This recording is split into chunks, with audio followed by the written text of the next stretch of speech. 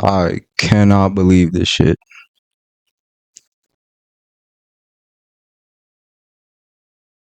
It's a new day. It's a new day. It is a new day. First video. Let's get it.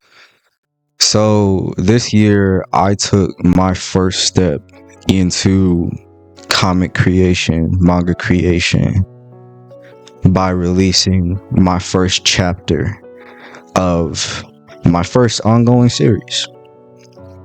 Chapter 0 of Comic Red. I'll put the link in the description. This journey has done a lot for me. It's done a lot for me. I have so many thoughts, I don't even know where to begin, really. Bro, to be completely honest with you, I'm gonna get deeper into it, but I was reluctant to even make this video in the first place because I recognize that it's kind of impossible for people to be normal about this kind of thing. Like, you know what I mean. Telling somebody that you have a mental illness is usually a very slippery slope and can invoke very strong reactions from people in all kinds of directions. And that's a problem because, from my experience, the level of knowledge that people have about the ways our brains work compared to their very strong opinions on mental disorders, especially those with negative stigma such as schizophrenia or autism, it's usually a Grand Canyon-sized gap. You know what I mean? Like, people do not know as much as they think they do about mental illness, but want to be an authority on mental health at the same time. And I am no authority. Let's get that out of the way. I'm just a random guy that got diagnosed plenty of times in his life enough to know himself. And so anything I say in this video is going to be very personally tailored to my own experiences. And I also have been diagnosed with multiple different afflictions. It's not just schizophrenia spectrum for me personally. I won't reveal all of that because I'm gonna be real, I just don't feel like sharing that much. But, right, this is the point that I'm trying to make, is that people make very stark judgments about you and who you're supposed to be based on what you tell them. And if you don't fit the bill of what they consider a mentally ill person to be, which is usually based in extremely negative stereotypes and childish assumptions, then they might not give you that benefit of the doubt, which is, again, extremely unfair because all of this is a spectrum. You know, there's so many different types of ways that mental illness can affect a person. It's all lived experience combined with brain chemistry, combined with, like, who knows what. And so, if my lived experience doesn't match yours, I think that's okay. And remember, I'm speaking from a perspective of somebody who's been diagnosed with damn near everything under the sun, as I will say later in this video. So I wanted to get that out of the way.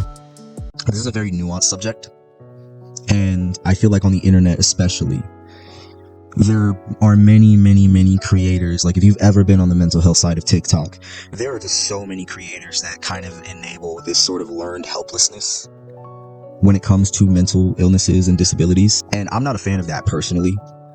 I don't like the notion that you will never be able to fix anything about your life because you were diagnosed with something serious. But I'm also not a fan of pretending that it's just this superpower and everything is sunshine and rainbows and, you know, I'm just a quirky little guy or whatever the hell, right? Infantilizing all of that shit. And so what I really want to do is try to strike a middle ground. I don't want to be hopeless.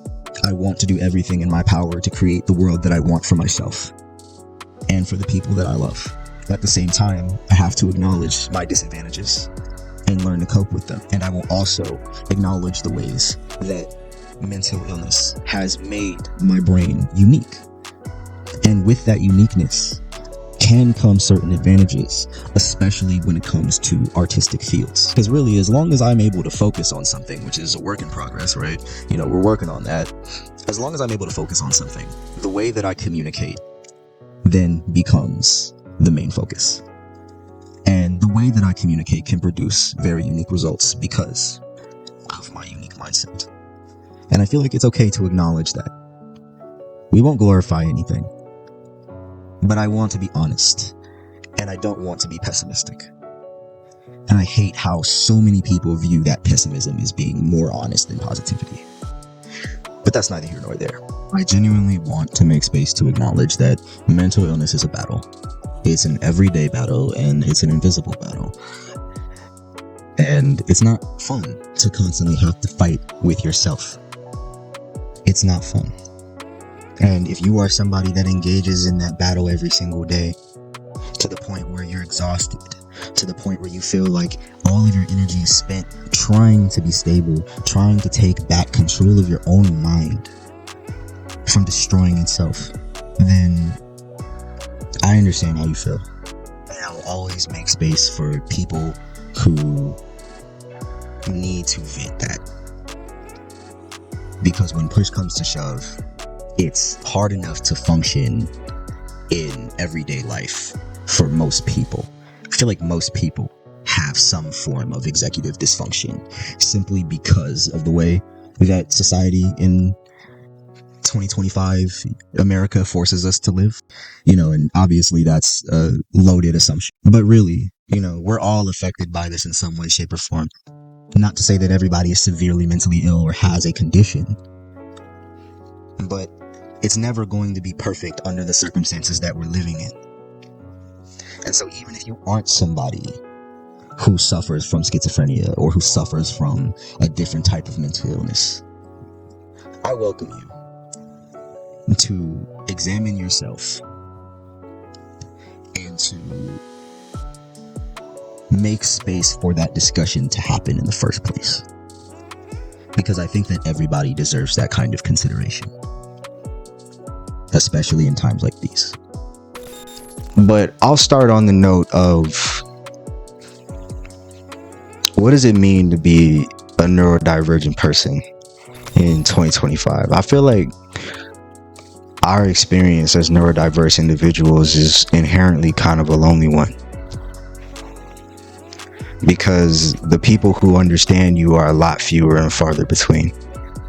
Especially when you can hardly come to understand yourself. The thing that I've always been looking for is self-expression. You get what I'm saying? It's self-expression. I have switched directions and reinvented myself countless times in my life thus far, and I'm only 23 years old. My ambition is so strong, but it also seems to come and go with the wind. But when I landed on art, when I rolled that dice for the last time and I finally landed on art, I feel like something clicked. Something finally clicked. And it was the reality that I could finally express how I felt in a way that made sense. I could finally communicate with the world in a way that made sense to them. And to me, that's why Comet Red is so special. Because it's not just about wanting to make a manga. It's not just about wanting a series. It's not just about wanting to do what made me inspired as a kid. It's about finally setting free this message that has been boiling inside of my psyche for years on end with seemingly no way out. It's the reason why I never really settled on one particular inspiration as my primary inspiration for the series. Because really, it's coming from years and years and years of my own mental machinations. And regardless of how much I've struggled during those times, I think that that's beautiful. writing in general is something that led me to seeking help in the first place. It's what made me realize that I didn't like the way that I was living. And that subsequently led me to being diagnosed with everything under the sun. And the most interesting of those diagnoses, to me, definitely happens to be being placed on the schizophrenic spectrum. When I was about like 14, 15 years old, I had written a note to a friend of mine trying to describe how I felt and what my conditions were like. It's funny because at the time I was misdiagnosed, but I was still feeling a lot of the same things, of course. And I remember in that note, I had mentioned that it felt like I had multiple personalities.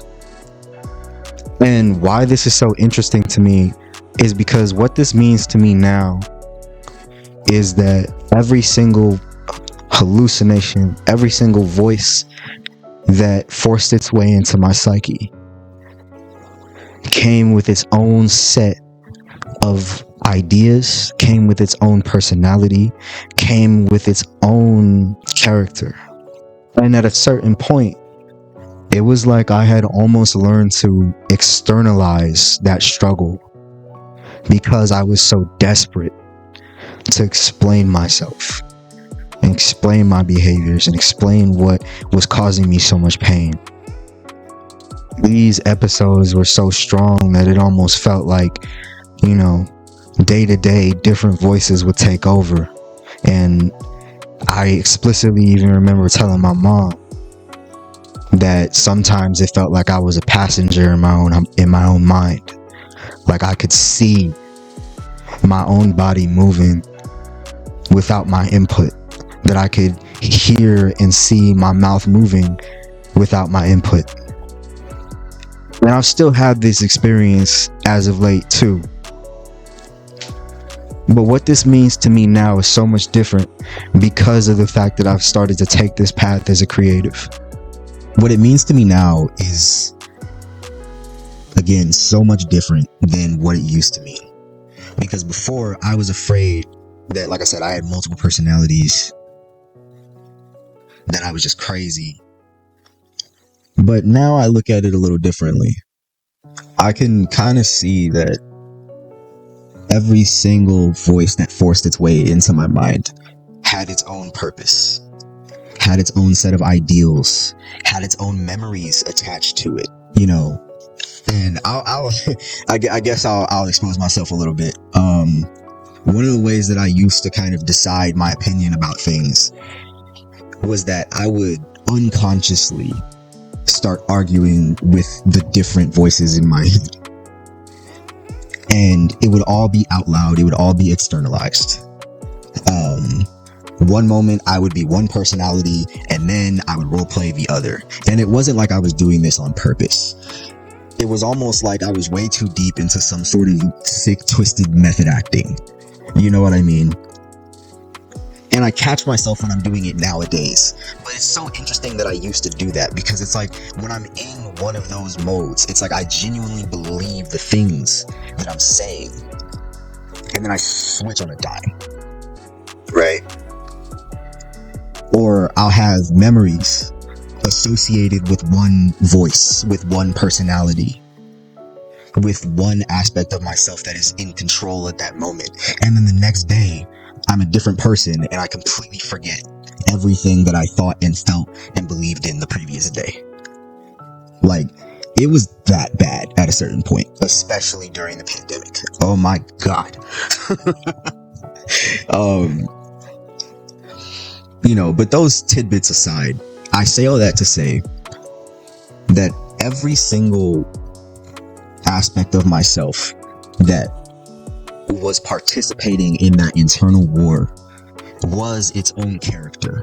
And Comet Red has allowed me to properly externalize these characters and put them in a stage play that immediately makes it clear what I'm trying to say, as opposed to the jumbled mess of thoughts that can come out in contradictory statements and confused rhetoric. I can separate and categorize and make sure that everything is on a linear path that makes sense. And to be honest, I don't even know if that explanation just made sense, but that's how it makes sense to me. The process of creating, the process of, building a world, to me, feels like I'm just setting a stage play for my own internal battles, ideologically, that I've had with myself throughout the last decade or so of my life. Comet Red isn't a narrative that is one for one based on my life. There's really not that much in the story that actually aligns with my own personal experiences in terms of the plot itself. However, the ideals and the principles and the rhetoric of the story, I feel like, is something that is deeply connected to my psyche. Every single character in this story, I've been them at some point. I almost feel like almost every single character, whether it was for a fleeting moment or it was for a long stretch of time, almost every single character is something that I have viscerally experienced as a part of my own mental machinations. And, that's what makes this experience so unique in my mind. Because I'm not writing from a perspective of, again, like wanting to create a manga or wanting to do the things that were dope to me as a child. That's not really where I'm coming at it from. I'm not coming at it from the perspective of somebody who has cool ideas but doesn't have the core principles or connecting threads. I've had the connecting threads this whole time, and I'm simply filling it out by using the aesthetics and methods that all of my favorite authors and series have used to make themselves like the coolest thing ever, right? So really, I feel like that's why this process has been so magnetic for me. And that's how I feel my diagnosis has affected my art. Not only am I able to hyperfixate on things and learn shit pretty quickly, I've only been doing this for 2.5 years at this point, and I feel like I made a pretty big jump in that time, from being a beginner artist to now where I'm at. I consider myself about an intermediate artist at this point in my life. Still got a long way to go. I still don't practice as much as I need to, unfortunately, because I'm always so consumed with making the comic itself. But I'll make that another video. Y'all gonna know the method or something. But anywho, we got a lot of big things planned here at Sunset Outcast, man. And yes, I said I'm working with a team of friends right now on a video series that is going to release alongside the comic itself, that I feel like is just going to add to the experience. I'm working on chapter 1 right now. It was supposed to come out on the 25th. I had a week full of crazy BS ass midterms and ended up falling behind. And I don't know how soon that's going to change up. I'm predicting that this next week will also be pretty busy with school and work and all of that jazz. So I'm going to try to get it in as fast as humanly possible. I will update sooner rather than later. Follow me on the Instagram, sunset_outcast. I'll put the link in the description as well. And hey, all comments welcome. If you like the video, give me a thumbs up, subscribe, all that good stuff, man. I have no idea how to do an outro. This is my first time doing this shit, so I'm gonna cut the video off mid-sentence, nigga.